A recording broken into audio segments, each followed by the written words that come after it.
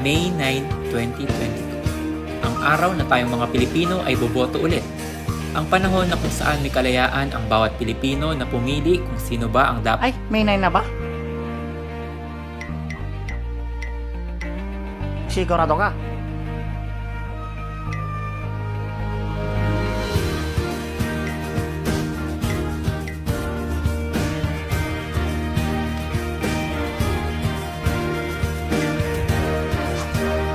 Hoy, ano ginagawa mo?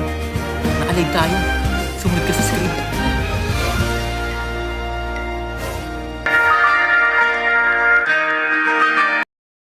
Eleksyon. Ako na ba? Ay, sorry. Sa darating na eleksyon, gusto lang namin na ipalala sa bawat Pilipino na mahalaga ang pagboto. Huwag niyong sayangin ang kalayaan at pagkakataon na pumili ng bagong leader na magpapatakbo sa ating... Ang haba naman ito. Wala kami rito para isulong ang kahit na sinumang kandidato. Bagkus, nandito kami para ipaalala sa inyo kung gaano ka-importante ang inyong pagboto. Huwag sana natin tangkilikin ang pagbilin sa ating mga boto. At piliin natin mabuti kung sino ba ang ating susuportahan. Ang pangit naman no. Para mong sinabing sagutin yung manliligaw mo tapos dinadaan ka lang sa pira. O, di ba? Tama ako, di ba, partner? Tama. Gawin mo din yung parte mo na mag-research at i-check kung sino ba talaga ang karapat-dapat sa posisyon. Lahat tayo may sariling desisyon. Huwag tayo magpadala sa kahit anumang pakulo o magagandang pangako ng mga kandidato. Parang yung manliligaw mo, nanggaling sa simula, di ba? Teka, wala sa script yun ah.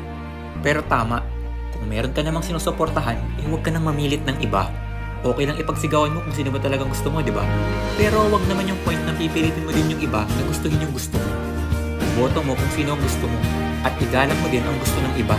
Iba-iba ang pananaw ng bawat tao at irespeto mo din ang gusto nila. Oo nga kasi, huwag na kayong mag-away-away. Diyos ko. Kasi sa bandang huli, tayo-tayo pa rin naman yung magkakasama. Pilipino pa din ang tutulong sa kapwa Pilipino.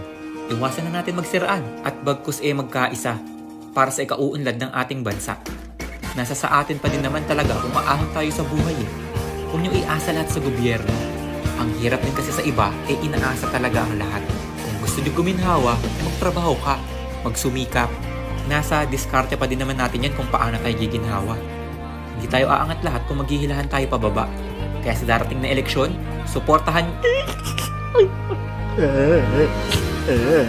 Ba't ka umiiyak? Tingnan na kasi ng linya mo dun, pre. Ay, ako. Basta. Bumoto kayo at iboto nyo kung sino ang karapat dapat. Ganun lang kasimple. Bumoto tayo para sa Pilipinas.